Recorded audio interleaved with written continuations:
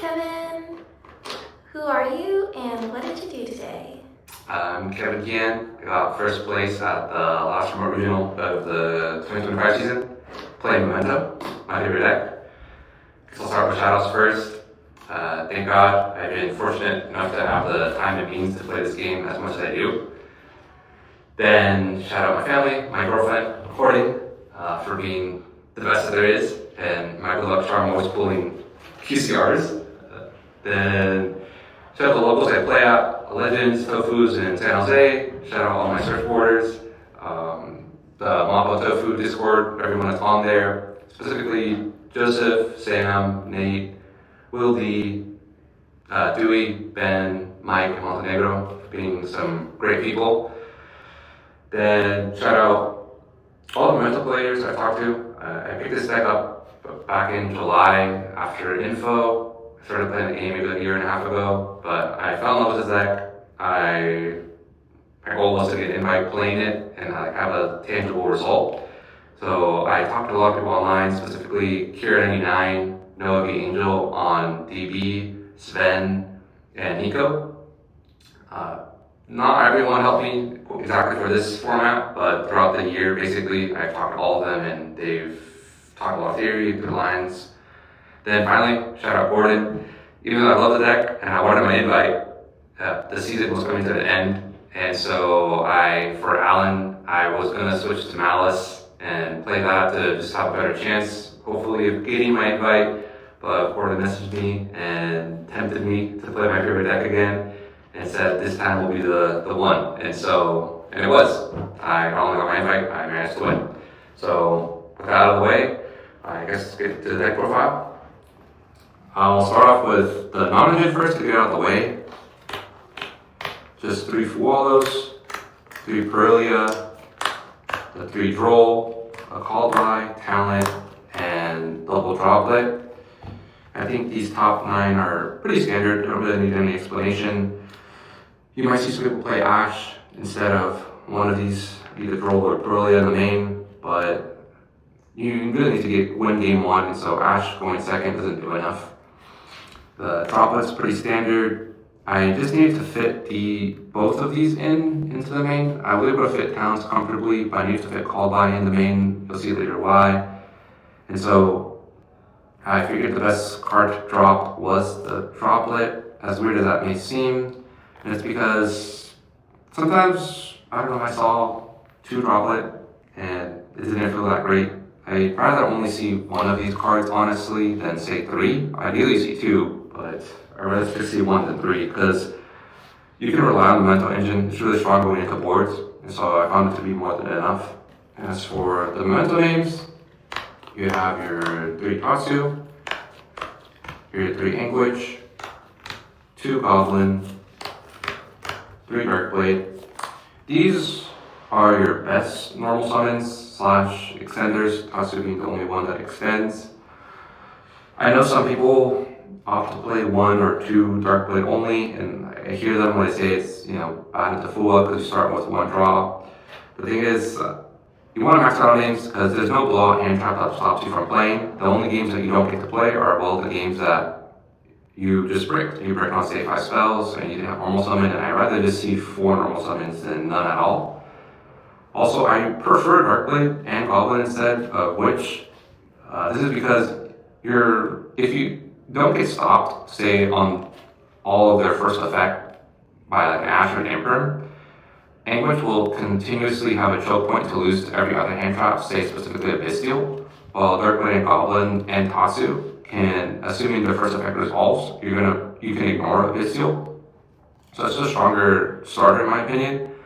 As well as just being 1800, there's sometimes, it doesn't happen often, but sometimes you just need to beat over like an SP, and so this is the strongest attack by a large margin.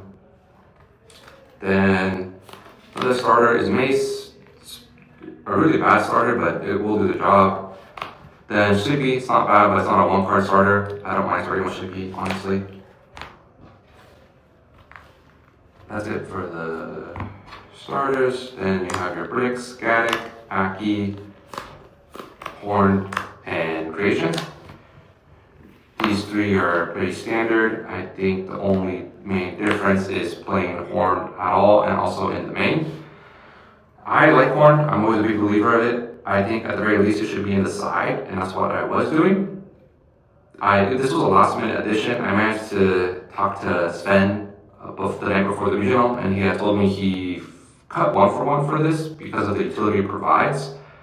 And I wasn't opposed to putting 1-for-1. I didn't feel too strongly about it, and I'm glad I did because every time I saw this, it's not like I missed 1-for-1. I was glad to have this instead of 1-for-1, and also just it being in my deck.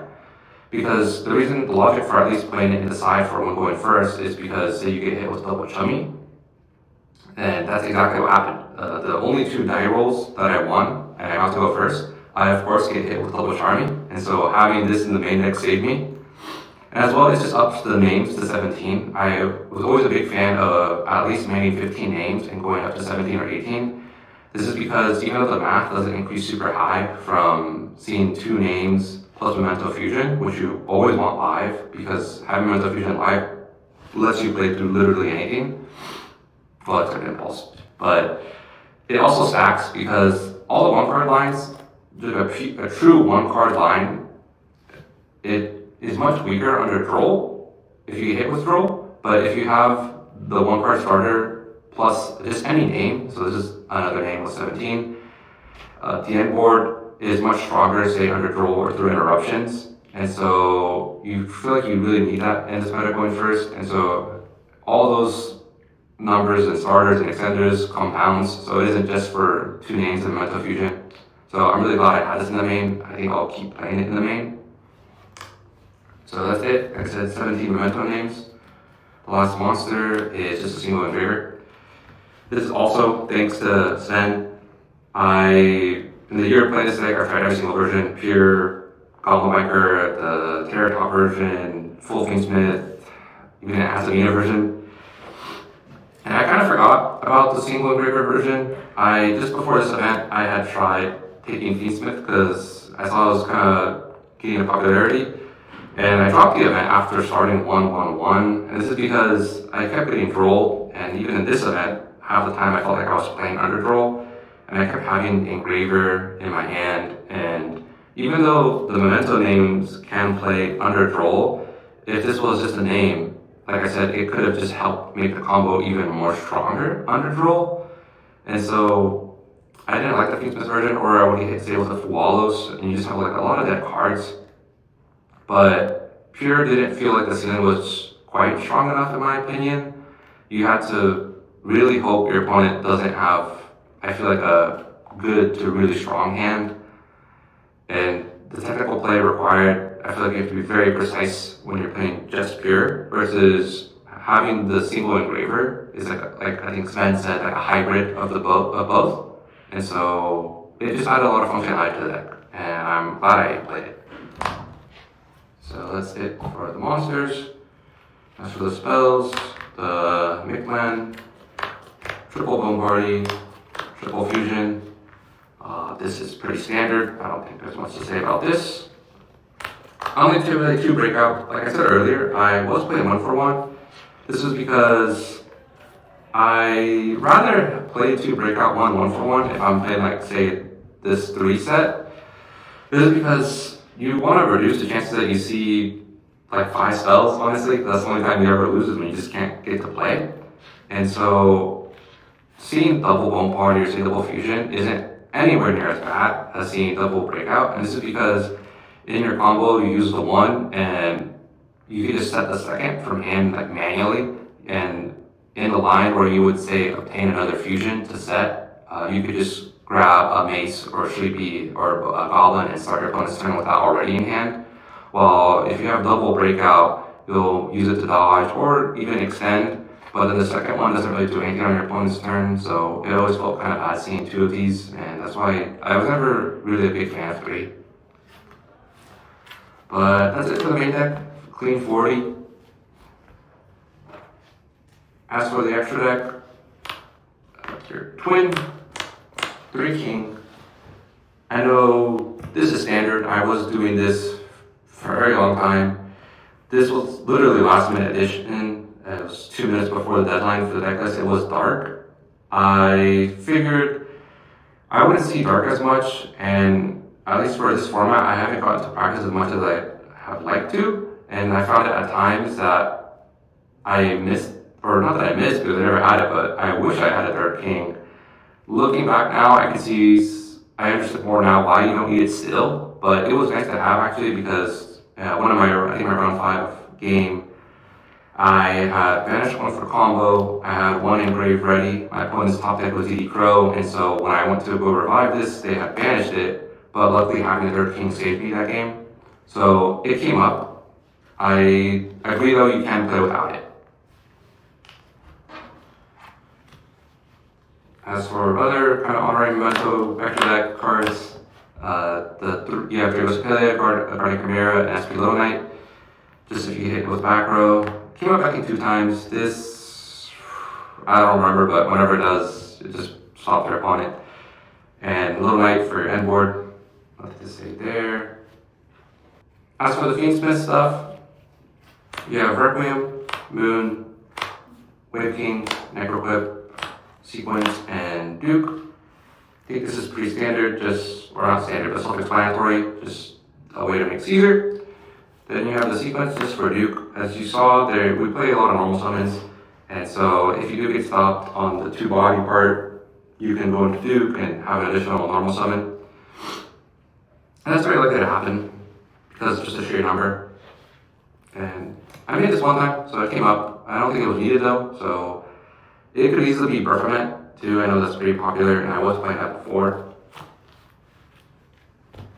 So that's it for the extra deck. Or sorry, not for everything, I forgot. We have the Typhon. I was a big hater of this card before. I admit it was only, I think, because the guy who won the Italian Nationals, I think he said something along the lines of, you're a fool if you're playing Memento and not playing this. I kind of see why now. This card was maybe like an MVP card. There was many times where I couldn't out a Wave King, and so I slapped this down, beat over Wave King, and when they added this, I managed to play on their turn with like Goblet, with Breakout and Memento Fusion. And so this is a great card. I can very much see, but I can also see though how other decks, it is just like a delaying a loss by 1 turn. Because if your deck doesn't say have quick plays or ways to play on your opponent's turn by setting cards, then there's not really much it does on its own. But in this deck, it does feel great. Then the last card is a time card. This also, I think, came either from the same guy who won the Italian Nationals or just did well at Italian Open.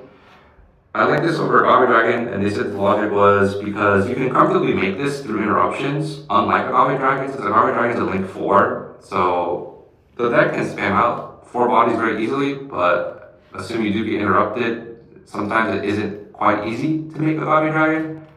Well, this is, and sometimes you're left with an awkward amount of time. And so you want to be able to burn them comfortably and set up your full board comfortably through interruptions, and so this allowed that. Technically, I made it 1 time, so it came up 1 time, but I could have gone to battle and poked anyways. I just was trying to play cautiously, and I knew I had this in the back pocket anyways, so I was like, if I have enough time in the battle, I'll poke, and if not, I have this. And so it's wise to always play these at an event, because I had an opponent who needed to read every single card I played, and that one was a bit scary, because game 1 took like 35 minutes. But that's it for the extra deck. As for the side deck, pretty standard. You have 3 Lancia, 3 Meow. I only played against 1 Malice. And fortunately, I saw both of these on game 2, but unfortunately, I still lost. That's because I had Meow, and so they did their combo under Meow, and my last card that I drew was Lancia, and they stopped their combo under Meow, and they also countered me, so still gotta play it though, just in case. Then for just the spice card and a new card that we got was the 3 Gordian Slicer. I also saw this card against that Malice game, so I think I saw 3 side cards, still lost.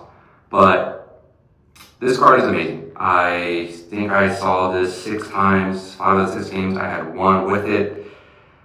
Sven said it feels like a super polymerization and Forbidden Droplet merged into one card, and I can very much see that. It just adds so much, and I like it more than Droplet, and it's the other reason I cut down on one Droplet, and that's because against Mr. Rugi, if they set up Purification, Droplet can in theory go like neg infinity, because he'll send 2-3 cards, and since we put no traps, they can respond with Purification and just negate Droplet. While this card, activation and effect can't be negated, and usually against the Mr. Rizio board, they'll dodge everything that you targeted, so you'll force out the interaction, and because of the way it works is since those targets are no longer on the field, you don't actually have to pay by banishing. So one card just forces out so much interaction, and you can play with just the 1 twin and 2 king, and that's what happened one time. I banished 12 from the extra deck and 2 from my hand, and it's just a great card, and the artwork was amazing. So that's it for the going second stuff. As for the going first, 3 Ash for the Molcharnis, and also the spice from Sven is the 3 Heatwave. I don't think he played the 3 Ash. I felt the need to do it because Heatwave is sort of the Molcharni minigame. Memento is a great deck. It can play under a Charmy. It's hard to play under 2 different Charmies together in tandem. And the unfortunate part is that every single Charmy is good against Memento. So while some decks only 2 or 1 of them might be good, this deck putting all 9 of them is great. So I felt you needed more to stop the Charmies because you had 9 cards against the 3, so like a 33% chance that you see this. So that's why Ash is there. I wanted to fit it. And on top of just Heatwave skipping the Molcharmi like minigame, I found that it helped with a lot of time issues because if they got to go first and you couldn't crack their board sometimes, you maybe spent 15-20 minutes, then you combo and set up your board, they're not going to break your board, they're already up a game. Sometimes you don't even get to go to game 3 and it's a tie, or there's just a little bit amount of time and say they have a time card and you just lose on time. But this kind of solved that issue because you go first, you activate it, they basically have to pass right back to you, and they either figure out what you're doing or you just OTK them really fast. And so I think I saw this, I don't know, maybe 4 or 5 times, but every time I did see it, I won the game. And it made us have enough time to play out game 3. So it's great stuff. And that's the deck. It performed very well. I'm ecstatic with my performance. I'm just happy that I was able to get something concrete with this deck because it's been my favorite deck this whole time, and I'll keep trying to play it. As for my matchups, it was 5 Mr. Rookie Rizal variants and or Fiendsmith. It was 1 Centurion, 1 Malice, and surprisingly 1 Memento Mirror in the finals.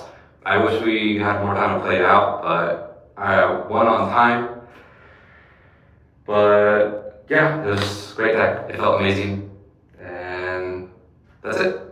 Thank you for watching. Thanks.